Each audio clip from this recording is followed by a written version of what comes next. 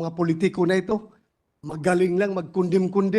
Condemn to the highest standards.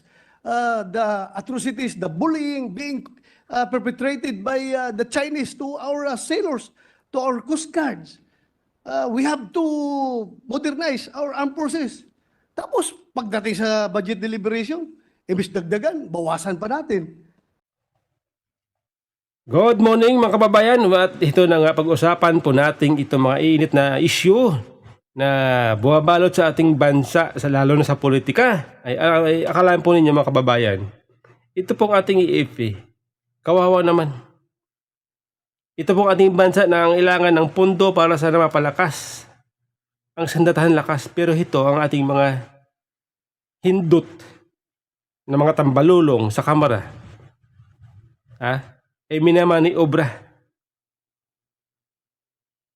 Binawasan ang budget request ng EFP na 50 billion, ginawa na lang nila 40 billion. Akalain nyo ba naman?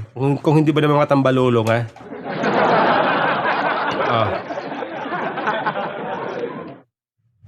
Alam mo mga kababayan, ha? Sa simula pa lang ito mga pinangako nito mga tambalulong dyan, ang iingay nila dyan dati, bago magsuna, puro sila ngaw-ngaw, palakasin daw ang EFP, modernisasyon, suportahan ang EFP. Sa tuwing may gulo dyan sa West Philippines, panay ang ingay nila, labanan ng China. Tapos ito, budget request ng EFP, babawasan nila. At gusto nila, doon nila ilagay sa ayuda. Bakit? Siyempre sa ayuda, may pakinabang dun siyempre. Dahil sa ayuda, pagdating ng eleksyon, sigurado yan. Babango sila sa mga botante. Ganyan sila mag-isip. Puro pansarili lamang. Matatandaan ninyo mga kababayan, bago magsuna si Pangulong Marcos, ang dami pong ingay, ang daming pangako nito mga tambalulong dyan sa kamara. Ano ba yung mga pangako na yon? Magbumura ang bigas pagdating ng July. Gaganda ang ekonomiya pagdating ng July. Gaganda ang buhay ni Juan de la Cruz pagdating ng July. December na, magdi-December na. Hanggang ngayon, ang bigas. Ganun pa rin. Sabi ni Tambaluslos, pag naipasa daw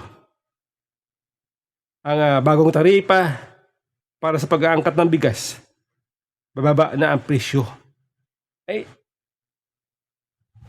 Naipasa na eh. Naipasa na po yung sinasabing taripa, bagong taripa. Presyo ng bigas, bumababa. Kaya kailanman, mga kababayan, hindi ako naniniwala dito sa buladas ni Tambaluslos ng mga tambalulong. Patunay na ang kanilang sinasabi, iba sa kanilang ginagawa. Patunay yan. Yung EFP na yan, modernization na yan, yung EFP budget na yan, patunay yan na ang kanilang sinasabi, kabaliktaran sa kanilang ginagawa. Ito po, pakinggan nyo ito, Pakinggan nyo ito, sinasabi ni Senador Bato. Kawawa naman.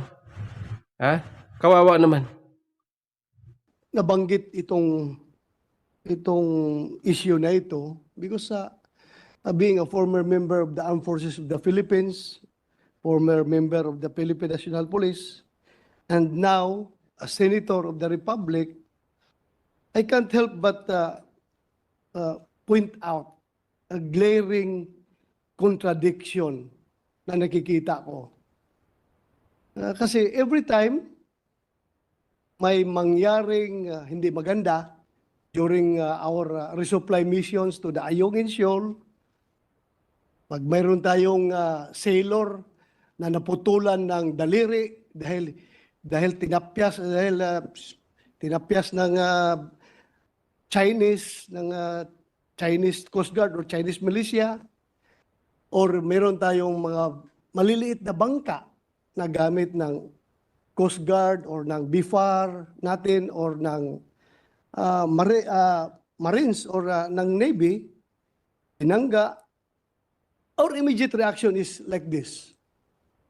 We condemn in the highest terms this incident. And we have to see to it that we have to modernize our Philippine Navy. Yung palagi ang linya nating masasabi as politicians, as legislators. And now, here comes the budget deliberation. Binawasan pa ng 10 billion yung NEP ng Department of National Defense. So, ang nakikita ko, there is always a contradiction in what we say and what we do. Sana, coordinated palagi or synchronized yung sinasabi natin as politicians at yung ginagawa natin as legislators who have the power of the purse. Kasi ako, mabalungkot talaga isipin, ang ating palaging instruction sa ating mga kasundaluhan, mga sailors, marines, coast guards, tiis-tiis lang kayo dyan. Hindi natin kayang girahin talaga yung China, malaki yan. Please avoid frontal confrontation with them. Please exercise escape and evasion. So kung ako ngayon ordinaryong sundalo, ordinaryong sailor, ordinaryong coast guard na nandoon nakadeploy sa West Philippine Sea, ang isipin ko palagi okay lang ito. Maghirap tayo na maghirap dito. Because ang gobyerno naman ay nasa likuran natin palagi, sinusuportahan tayo. Pero kung malaman nila ito na ultimo yung kanilang may batas na nga na nagsasabi para dito sa AP Modernization Program, hindi pa natin ma-implement. Kung ano yung hiningi nila, proposal nila na 50 billion, babawasan pa ng 10 billion, ay parang malungkot yung ating kasundaluhan, yung sailors natin kapag ganyan ang nangyayari. I've been in the front line. Alam ko, I'm willing to die for this country if the government has my back. Ganun palagi iniisip namin mga sundalo, mga pulis. But kung ganun man lang na itong mga politiko na ito, magaling lang mag-condemn. Condemn to the highest standards. The atrocities, the bullying being perpetrated by the Chinese to our sailors, to our coast guards. We have to modernize our armed forces. Tapos, pagdating sa budget deliberation, ibis dagdagan, bawasan pa natin. So, nakakalungkot po isipin pag gano'n. I hope don't get me wrong.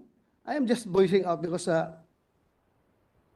nakikita ko in this august body, I am the one representing the army, the sailors, the soldiers, the sailors, the coast guards, the marines, and all the uniformed services of this country.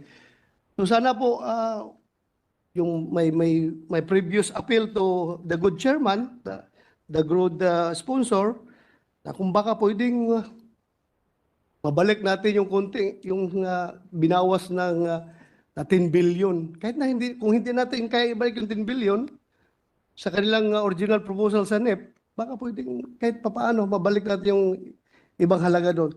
Just to make our soldiers, our sailors feel good, Mr. President, that their government is after their welfare.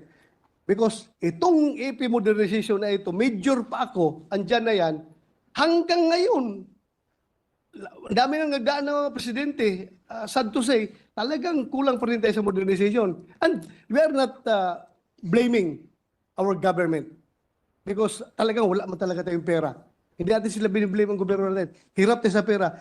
Pero kung maramdaman ko, being a soldier, being a sailor, na iba pala yung priority ng gobyerno natin, pina-priority pa yung sige pamigay ng akap, sige pamigay ng mga ayuda, tapos tayo dito, yung ating modernization ay napapabayaan.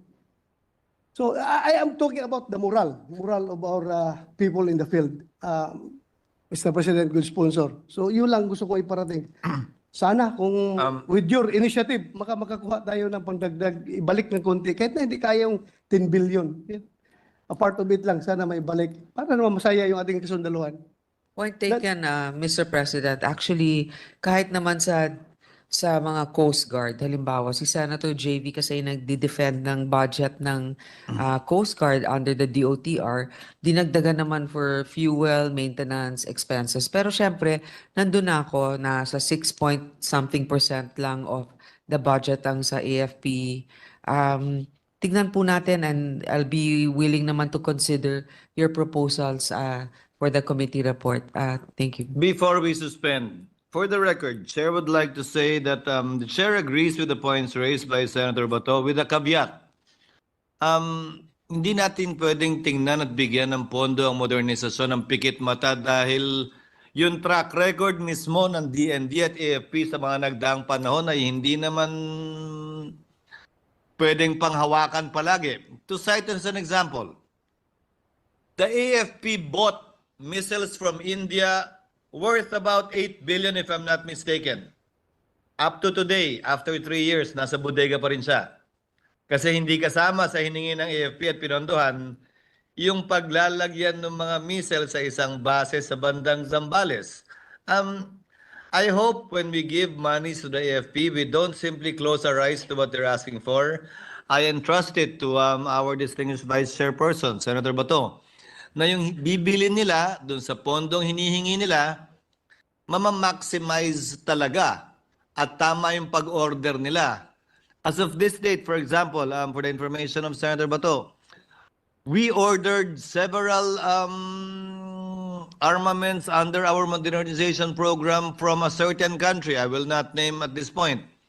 Nearly half have not yet been delivered for one reason or another. And yet the monies are there. Hindi ngayon natin magastos sa iba sanang pwedeng mabili na madedeliver na. So sana mabigay yung report na rin na yon. Kung gusto na lang executive session na mabigay, yun talagang bibili nila. Baka naman mamaya yung iba, hindi naman kailangan fully paid agad, pwedeng hulugan dahil hindi naman agad mabibigay. So mas marami tayong mabibili gamit yung pareho na 40 man o 50 billion na halaga. At sana yung kailangan talaga ng ating mga sundalo. I'll give you an example again, Madam Chairman, Your Honor. Yung pagputol ng daliri, hindi naman yun mapipigilan ng missile na binili natin eh. Ngayon, maraming bansa tinitingnan na ang drone. In fact, marami nang gumagamit ng drone. Pinag-aralan na ba ng AFP natin? Yung paggamit na lang ng drone o unmanned drone kumpara, siyempre lahat ng Air Force natin nangangarap mag-drive ng F-16. Bakit ba hindi? Hindi ba? O yung B-2 bomber. Pero papunta na ba tayo doon sa modernisasyon na drone na tayo? At hindi na doon. Marahil, baka mas marami pa tayong mabili, marahil mas mura. Sana maganda mapakinggan mula sa AFP din yung kanilang plano at balakin. Dahil kada pagpasok ng bagong administrasyon at may bagong chief of staff, correct me if I'm wrong, Senator Bato, nagbabago yung components ng modernisasyon eh. Binabago nila, hindi naman nananatiling ganun eh. So kada administrasyon pumapasok yung panibago na namang plano at nagbabago din yung teknolohiya. Kaya hindi pwedeng iplano yung modernisasyon ng isang upuan lang ng isang administrasyon dahil makalipas ang 5-6 na taon, baka may lumabas na bagong teknolohiya, yan ang mas bagay sa atin. Hindi yung nabili natin ang baka outdated na noong mga panahon na nakuha na natin. I hope the committee will consider that when it decides on adding and how it will be spent, the additional and the original budget of 40 billion. Just for the record, Madam Chairman, Your Honor.